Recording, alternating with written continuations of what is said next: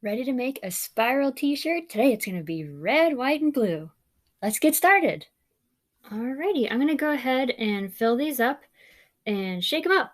I decided that I'm going to actually start on the back this time. I feel like the back tends to have a more even spiral. So I'm going to go to the middle, I'm going to pinch it and start twisting. The thing is, the top is going to be bunched and the ridges will be taller, and on the back it's going to be flat, which will actually turn out to be the front, and I feel like that makes the front more even.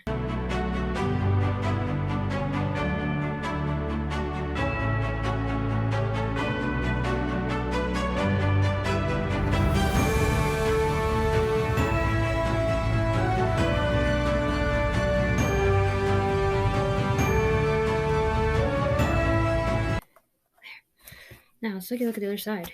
Check that out. That's going to be the front. That's why I'm thinking it might be better to do the spiraling on the back. I think it might turn out better. See what happens. All right, so now I've got 6 even sections. All right, I have my shirt spiraled, and I have my 4 dyes ready to go. I had 2 different blue colors. One was darker than the other, so I decided to do a little color mixing and make one of the reds a little bit darker than the other. So I added a little bit of yellow, like a drop of yellow and a drop of blue to this, and mixed it up, so now the red is going to be slightly darker. So I have a slightly darker red and blue and a slightly lighter red and blue. So my goal is to make a 4th of July or Memorial Day type t-shirt. So it'll be red, white, blue, red, white, blue. Okay, here goes.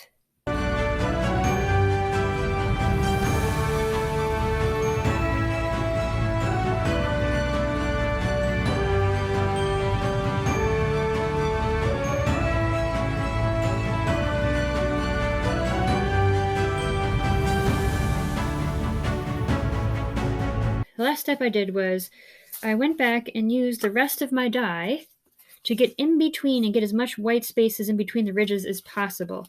All right, now I do want to take this out before I put it in the bag because I really want to see how it turned out. Okay. Oh. Pretty cool. Put the shirt in the bag. We're going to let it sit 6 to 8 hours. Rinse this out until the color runs mostly clear. And then I'm going to wash it, put it in the dryer, and that ought to do the trick. Alrighty, it's been washed, it's been dried, and it has come out of the dryer. Let's take a look at a red, white, and blue t-shirt. Here it is. Alright, let's check out the back. What I did was I added 4 different colors because I wanted it to be a little bit dynamic. If you like this video, click like, hit subscribe, and check back for more tie-dye videos. See you next time!